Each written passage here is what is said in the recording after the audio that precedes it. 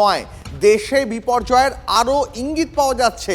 উত্তর পশ্চিম ভারতে বিপর্যয়ের আশঙ্কা তৈরি হচ্ছে। কাশ্মীর, হিমাচল, উত্তরাখণ্ডের পর্যটকদের জন্য নতুন সতর্কবার্তা। আরও আপডেট নেব, কমলেশ আমাদের সঙ্গে রয়েছেন। কমলেশ, উত্তরবঙ্গে যারা পর্যটক আটকে রয়েছেন, আমরা অনেকদিন আগে থেকেই এই খবরটা দেখাচ্ছিলাম যে যারা উত্তরে যাবেন তারা বিপদে পড়তে পারেন।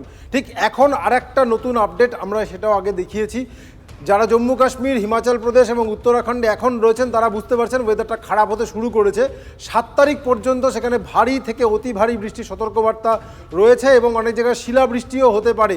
এবং এটার কারণ হচ্ছে একটা নতুন পশ্চিমী ঝঞ্ঝা ঢুকেছে, যার প্রভাব ইতিমধ্যেই রাজস্থানে আমরা দেখতে পাচ্ছি ঝড় বৃষ্টি শুরু হয়ে গিয়েছে। এটা পাঞ্জাব, চণ্ডীগড় এই অঞ্চলেও ব্যাপক ঝড় বৃষ্টি, শিলাবৃষ্টি হতে পারে, চাষে ক্ষয়ক্ষতি হতে পারে। এবং সবথেকে বড় কথা, একদল বাঙালি পর্যটক এই মুহূর্তে কাশ্মীর, হিমাচল, উত্তরাখণ্ডে রয়েছেন।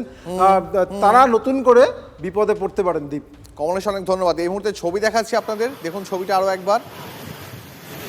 ইতিমধ্যে ঝড় বৃষ্টি শুরু হয়ে গেছে রাজস্থানে। এটা রাজস্থানের ছবি।